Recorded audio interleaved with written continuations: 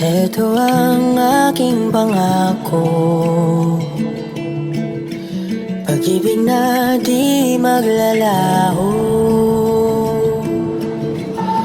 To be patient, to be kind and to be true, to love and to be loved by you. Chika Minute! Trending ngayon ang bagong post ni Mami Bang sa kanyang X account. Siya lang talaga ang nagpapalakas sa aming mga bablis na magpapatuloy sa laban. Sa kanya lang kami maniniwala.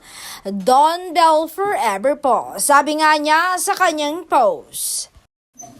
Magmula noon hanggang ngayon, nandito tayong lahat for Don Bell. Magmula HIH, Era Opuan, LICV, AIL, CBML hanggang HTS ARF, pa-black screenings, concert ni Bell, Gigi ni Donnie, billboards kung saan, saang lugar sa Pinas and abroad, etc. etc.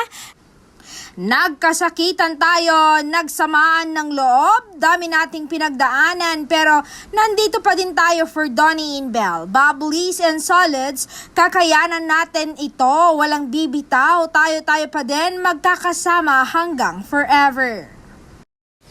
Ito nga ang mga ilang komento ng mga bubblies. Ayon nga kay Ma'am Smith, yes po, Mommy Bang, let's keep on praying and respect each other's emotions, feelings, and show the kindness, the love, and everything for them.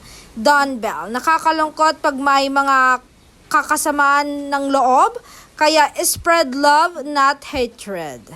Ay naman kay Gwen Torres, thanks Mommy Bang, our girl naman is for Don Bell, so sana mag-unite lang tayo. At ay naman kay Lara, no amount of hate can erase the love and admiration I have for Don Bell. This is just a passing storm and we will come out of it even stronger. Kapit lang. Komento rin ni Believe, yes, wag na lang pansinin mga nega sa paligid. Wag nating silang bigyan ng kasiyahan na pagtatawanan ang fandom dahil nag-aaway-away. Wag na lang sila patulan at mapapagod din yung mga yan. Love na lahat, magyakapan na ang lahat para sa Don Bell.